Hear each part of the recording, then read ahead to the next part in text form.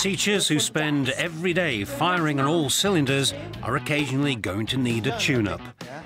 That's the view of Richard Gerber, once a head teacher, now a consultant in motivation and creativity. It's a huge challenge. We have to re-professionalise the profession. He believes all teachers, no matter how good or outstanding, need to make sure they're still performing at their optimum. For this series, Richard has come to Cheadle High School in the Staffordshire Moorlands. 3 teachers, each with a proven track record of success and each with a great deal of courage, have agreed to open themselves up to scrutiny. Richard will advise them and also point them in the direction of other professionals who could help with their tune-up. This programme examines the performance of Mark McHugh. How will he take the advice to calm down professionally? You need to allow yourself to relax a bit more. So keep it going. And shape up physically. That's 4.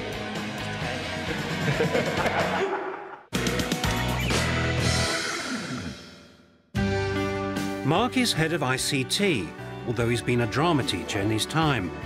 No, you won't find $1 million in there. If I had $1 million, I wouldn't be here, would I? There you go. A time that's lasted 17 years so far since he qualified.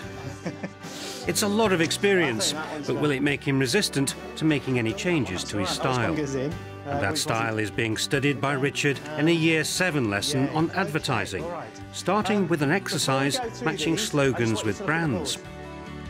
And then Richard delivers his verdict. To start off with, when the children came into the session, they came in and quite clearly they're relaxed working with you, and you create, I think, a really relaxed, laid-back atmosphere for them, even when the disasters occur on 1 or 2 of the computers. Oh no, but did you save it? No. Oh, have you saved? Yeah. Have you saved? You haven't saved it. The class may be relaxed, but Richard realises the teacher may not be all that he seems on the outside. So see if you can sort that out. There was a lot in the first part of the lesson that clearly you wanted to get across to the children to build, if you like, the momentum for the session. Yeah. And one of the things that struck me was you started off with a really lovely activity, the matching activity. But then for me, there was that pressure of time, in a way, in terms of I've got to get into the lesson now, I've got to get into the meat of the lesson, got to get the kids on task, because actually there's an awful lot to get through. You done? You done? Nearly done? Next bit then, because I want to get you going with this. The password is go. So can you get logged on? So it's go and then the number and then just go. And I think one of the things is that confidence as a teacher, sometimes to take a foot off and say, you know what, we might not get through it all, but actually it doesn't matter.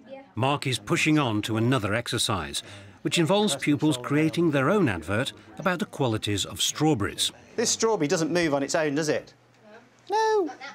He admits that his image often masks the stress he puts himself under in preparing and delivering lessons. Good teachers are always assessing what works and what doesn't.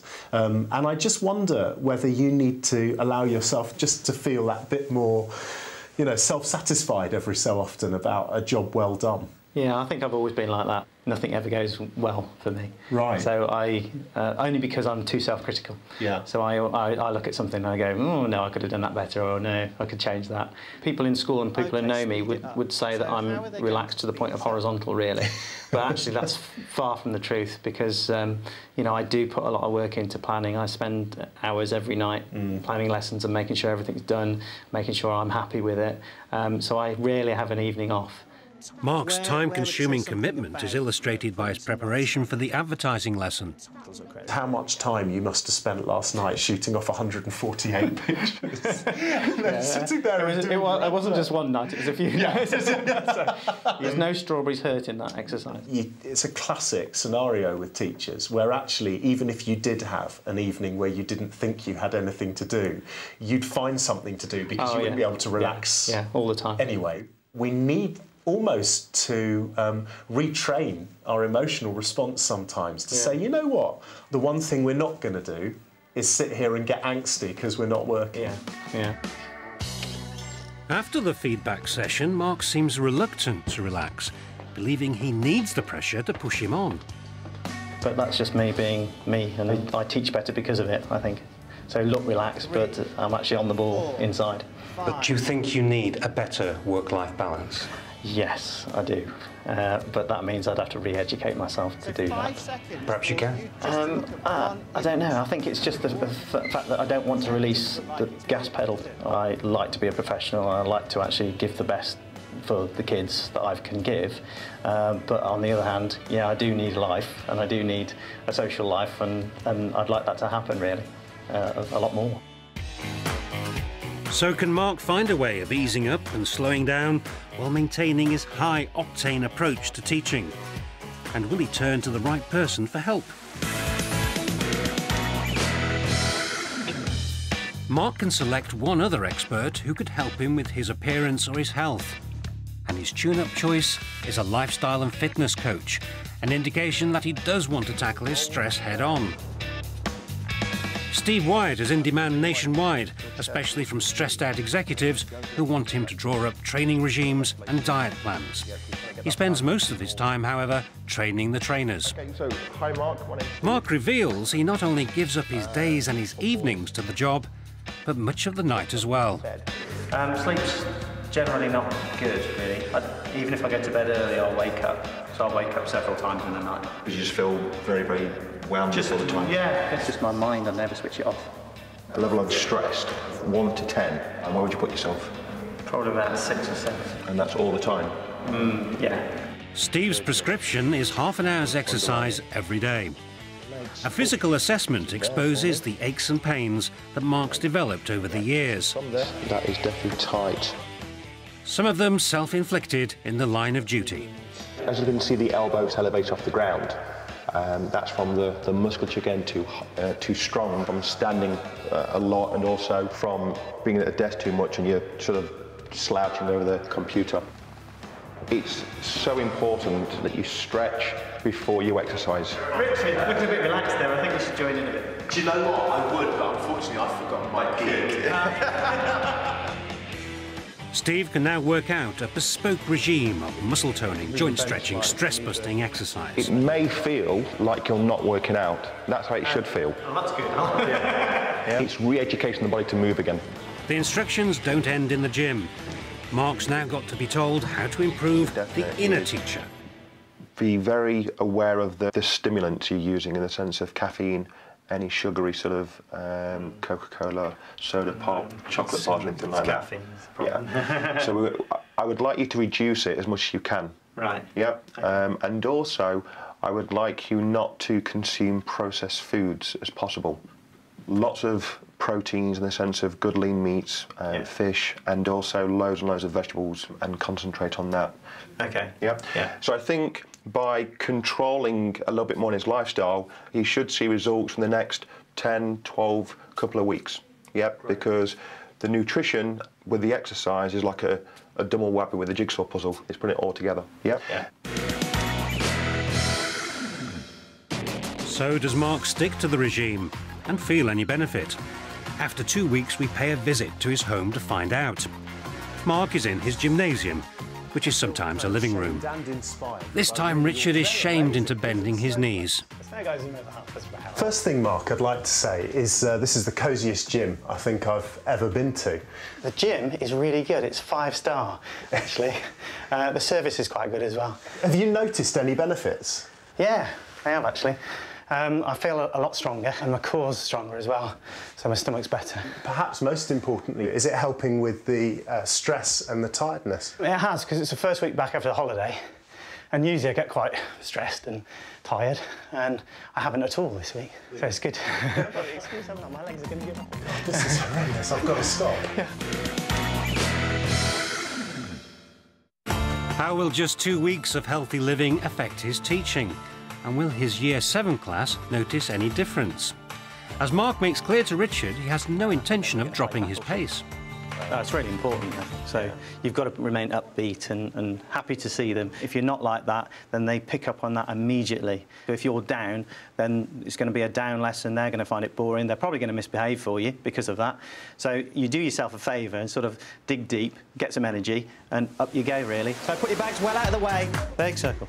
Apple, pear, banana, grape. The lesson is an introduction to spreadsheets, but it starts off with a party game. Basket! And freeze. We should be The game has put pupils into pairs, but not with their closest friends. your pairing matters now. If you can just look at the board, hopefully by the end of this session, you will be able to describe the elements of a spreadsheet. If we don't, never mind, we'll do it next lesson, OK? What's that? Mark's not too concerned about covering everything. It's the first indication that he is much more chilled, and the lesson's hardly begun. Stand up, log on in your pairs. The pupils stay in their pairs for another game. This time it's battleships. They're noticing something's changed in their teacher, but some aren't quite sure what it is. Like different, it's like weird. Like something had changed, like with Sir or something. And what's changed, do you think? He's put more fun into his body or something. We usually sit round the tables and talk. Okay, so did it feel more energetic this morning? Yeah. He's a lot more energetic than usual. Yeah? Yeah. We used to just sit around the tables and just tell us like what we didn't do in the lesson. He's like all happy. What about his energy levels? Do you think he's got more energy this morning? Yeah. And do you think that's important in a teacher? Yeah, because you don't want to be boring. Mess. We've had a look at the key elements of a spreadsheet. I said we probably wouldn't get to the last one, and we didn't. But never mind, we'll do that the next lesson you get with me. So I'll see you next time. Have a good week.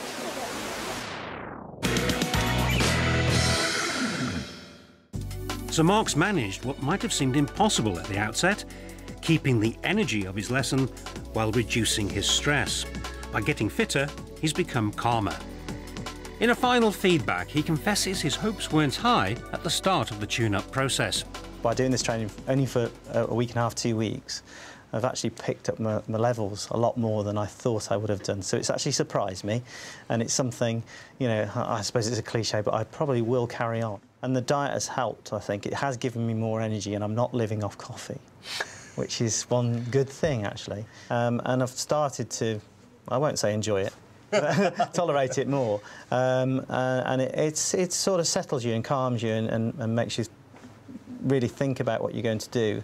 And when you actually settle down to some work, I've been finding I'm doing it quicker.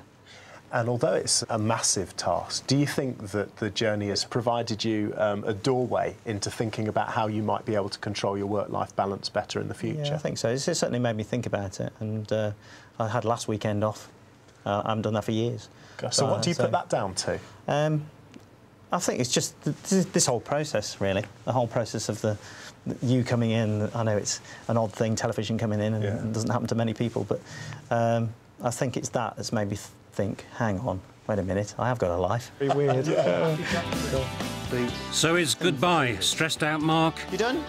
You done? Nearly done? Hello, chilled out Mark. But never mind, we'll do that the next lesson you get with me. 2. And everyone is happier to meet the new one. It's a lot better than what we usually do. It's more happier to get into the lesson. You feel like more ready.